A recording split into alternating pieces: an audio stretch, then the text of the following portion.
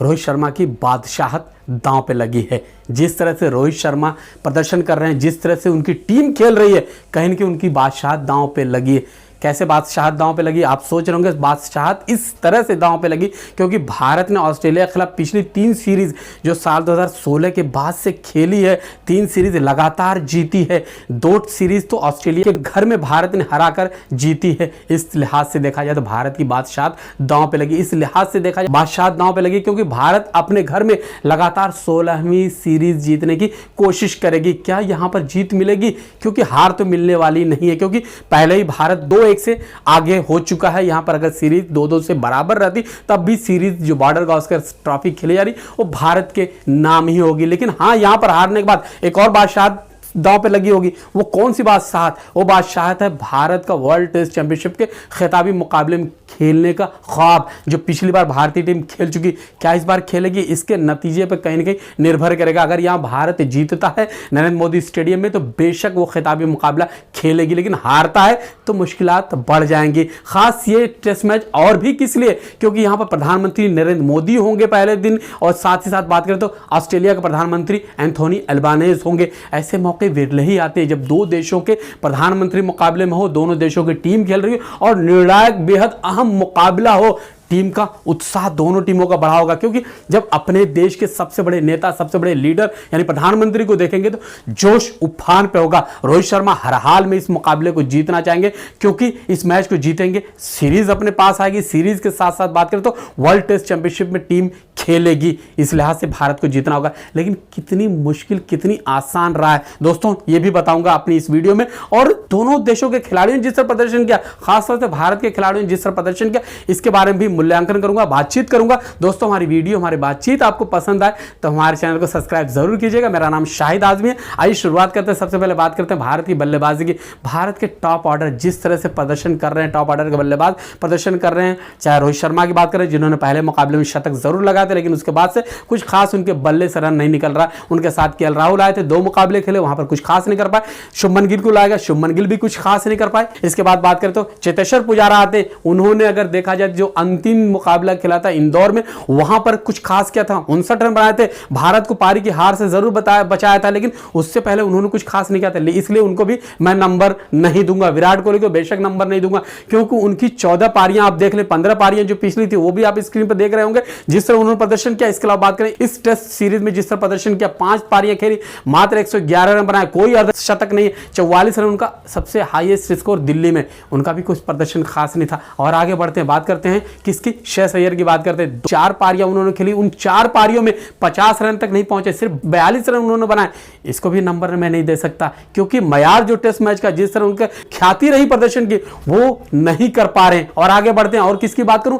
बात करूंगा शुभमन गिल को। हालांकि एक टेस्ट मैच खेलने का मौका मिला, लेकिन दोनों पारियों को मिलाकर उसने कितने रन बनाए थे? मात्र 26 रन बनाए। पहली पारी में 21, दूसरी पारी में 5 रन। कुछ खास प्रदर्शन उन्होंने नहीं किया। केएल राहुल की बात करें, उन्होंने कुछ प्रदर्शन खास नहीं किया। आप स्क्रीन पर देख सकते हैं जिस तरह उन्हें मौका मिला, हालांकि बार बार उनके जिस तरह उनको खिलाया जा रहा था, कप्तान रोहित शर्मा पर प्रेशर था, क्यों बार बार उन्हें मौका दिया जा रहा है? रोहित शर्मा ने उनको बदला, उनकी जगह शुभमन गिल को लाया, गिल भी प्रदर्शन नहीं कर पाए। शिखर भरत की बात करेंगे। शिखर भरत जिस तरह खिलाड़ी है, जिस तरह उन्हें मौका मिला, लगातार 3 टेस्ट मैच खेले, लेकिन वो प्रभावित नहीं कर पाए। बल्लेबाजी से बेशक बिल्कुल प्रभावित नहीं कर पाए। उन्होंने जो पारियां खेली, उन्होंने 5 पारियां जो खेली, मात्र 57 रन बनाए, 17 और 3 रन अंतिम टेस्ट मैच में बनाए थे। इसके अलावा बात करें तो नागपुर में 8 रन बनाए थे, जहां उन्होंने डेब्यू किया था। उसके बाद दिल्ली में 6 और 23 रन बनाए थे। उनका भी प्रदर्शन कहीं से प्रभावित नहीं कर पाया। रोहित शर्मा ने 1 शतक जरूर लगाया था, 120 रन नागपुर में बनाए थे, लेकिन उसके बाद से वो भी कुछ खास नहीं कर पाए रोहित शर्मा। इसके अलावा बात करें तो जैसा उन्होंने अंतिम मुकाबले में दोनों पारियों में 12-12 रन बनाए थे, दिल्ली में आए थे, वहां पर उन्होंने बनाए थे 32 रन, इसके अलावा 31 रन बनाए थे। उनका प्रदर्शन, भारत का टॉप ऑर्डर, मिडिल ऑर्डर, दोनों कहीं ना कहीं हिचकोली खा रहा है, कहीं ना कहीं डवाडोल है। यहां नरेंद्र मोदी स्टेडियम में ऐसे काम नहीं चलेगा, यहां पर बल्लेबाजी करनी ही होगी। अब प्लेइंग 11 की बात कर लेते हैं। कौन सा खिलाड़ी आ सकता, किसे विदा किया जा सकता? लग तो यही रहा है कि कहीं न कहीं विकेटकीपर बल्लेबाज जो शिखर भरत हैं, यानी केएस भरत, उनकी जगह ईशान किशन को मौका दिया जा सकता है, क्योंकि हमने उनकी 5 पारियां देखी, 3 टेस्ट मैच देखे हैं, उनकी जिस तरह बल्लेबाजी रही, विकेट कीपिंग तो बेहतरीन उन्होंने की, टर्न लेती पिच पर, घूमती हुई गेंदों को उन्होंने जिस तरह पकड़ा है, जिस तरह उन्होंने कैच पकड़ा, विकेट कीपिंग को पूरे नंबर दिए जा सकते हैं। बल्लेबाजी बेशक उनकी जैसी उम्मीद थी वो नहीं थी। यहाँ पे लग रहा है कहीं कि ईशान किशन को मौका मिल सकता है। शुभमन गिल मुझे लगता है खेलेंगे, उम्मीद नहीं की जा सकती केएल राहुल को दोबारा लाने की। यहाँ पर बदलाव हो सकता है। गेंदबाजी में एक बदलाव मुझे लग रहा है, मोहम्मद शमी को सिराज की जगह लिया जा सकता है, क्योंकि नरेंद्र मोदी स्टेडियम में जिस तरह खबरें आ रही, विकेट के बारे में बताया जा रहा है, पिच के बारे में बताया जा रहा है, वहां पानी पिच को दिया गया है, विकेट पे पानी का छिड़काव किया गया, यानी सूखी पिच तो बिल्कुल नहीं होगी। इसके अलावा बात करें तो क्या ग्रीन विकेट मिलेगी? ग्रीन विकेट अगर मिलती है तो मुकाबला अलग बिल्कुल होगा, ये भी देखने वाली बात होगी। तो कहीं ना कहीं बेहद खास होगा, लेकिन रविंद्र जडेजा के बिना उनके जिक्र के आगे बढ़ ही नहीं सकता। रविंद्र जडेजा ने जिस तरह बल्लेबाजी की 107 रन बनाए थे, अर्धशतक लगाया था, गेंदबाजी में 21 विकेट लिए, उन्होंने नुमाया प्रदर्शन किया, पूरे 100% उन्हें नंबर दिया जा सकता। और जो भारत 2 मुकाबले जीता, कहीं ना कहीं रविंद्र जडेजा का वहां बेहद खास और अहम रोल रहा। वहीं पर बात करेंगे आर अश्विन की, उन्होंने गेंद और बल्ले से दोनों से कमाल किया था। अक्षर पटेल ने कहीं प्रभावित किया था, लेकिन अंतिम जो मुकाबला था वहां उन्होंने प्रभावित नहीं किया था जिस तरह से उन्होंने खेला था। यहां फिर भी लगता मुझे नहीं कि यहां पर अक्षर पटेल का बदलाव किया जाएगा। प्लेइंग 11 हो क्या सकती है, आइए जल्दी जल्दी आपको बता देता हूं प्लेइंग 11 क्या हो सकती है, और उसके बाद कुछ और अहम जानकारी दूंगा।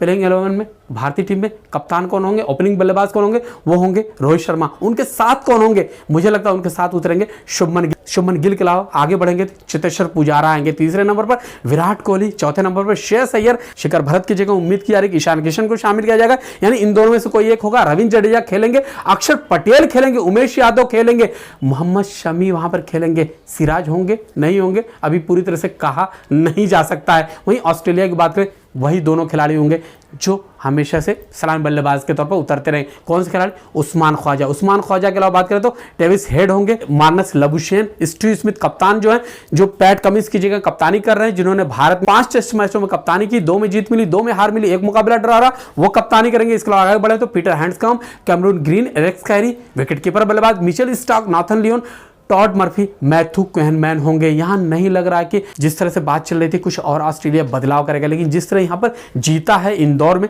मुझे नहीं लग रहा कुछ अब बदलाव होगा, लेकिन एक रिकॉर्ड यहां जरूर बनेगा। जिस तरह से हमने देखा था ऑस्ट्रेलिया बनाम इंग्लैंड साल 2013 में जो चौथा टेस्ट मैच खेला गया था MCG मेलबोर्न क्रिकेट ग्राउंड में, जहां पर 91,092 दर्शक पहुंचे थे। टेस्ट क्रिकेट इतिहास में अब तक इतने दर्शक किसी टेस्ट मैच में देखने को नहीं पहुंचे, लेकिन उम्मीद की जा रही जिस तरह से दर्शकों में जोश है, उल्लास है, जिस तरह टिकट बिक रही है, खबरें जिस तरह आ रही हैं, 85 से 90 हजार टिकट अहमदाबाद के नरेंद्र मोदी स्टेडियम के बिक चुके हैं। अगर ऐसा रहा तो यहां पर एक इतिहास, वर्ल्ड रिकॉर्ड बन सकता है, क्योंकि यहां 1,10,000 दर्शकों के बैठने की क्षमता है। यहां एक रिकॉर्ड बन सकता है, एक इतिहास बन सकता है, भारत के नाम इतिहास आ सकता है। क्योंकि हमने दिल्ली में देखा था, इंदौर में देखा था, नागपुर में जिस तरह दर्शकों में जोश और उल्लास देखा था। मैंने खुद अरुण जेटली स्टेडियम में मौजूद था, मैंने तीनों दिन मुकाबले में कवर किया था, मैं गया था, मैंने दर्शकों के बीच में उनसे गुफ्तगू की थी, जबरदस्त उत्साह। टेस्ट मैच में ऐसा उत्साह बहुत कम देखने को मिला। मैंने 18 साल से लगातार टेस्ट मैच कवर किया, ऐसे टेस्ट मैच में उत्साह मैंने कम ही देखे हैं जिस तरह से हमने इस बार उत्साह देखा है। यकीनन बेहद खास मुकाबला होगा। ऊंट किस करवट बैठेगा, कौन सी टीम जीतेगी, जरूर आगे बताऊंगा। लेकिन हाँ, हमने जो भारत की टीम बता दी, अब ऑस्ट्रेलिया की टीम बता दी, अब उम्मीद यही की जाएगी भारत यहां पर जीतेगा और जीतकर जो साल 2016-17 से टेस्ट सीरीज जीतने का लगातार रिकॉर्ड चला रहा है उसे कायम रखेगा। अब देखना होगा क्या कुछ होता है, अब अगली वीडियो में जरूर बताऊंगा। फिलहाल मुझे शाहिद आजमी को यह कहते हुए अनुमति दीजिए कि हमारी बातचीत, हमारी रिपोर्ट आपको पसंद आ रही तो हमारे चैनल को लाइक और सब्सक्राइब जरूर कीजिए। बहुत बहुत शुक्रिया।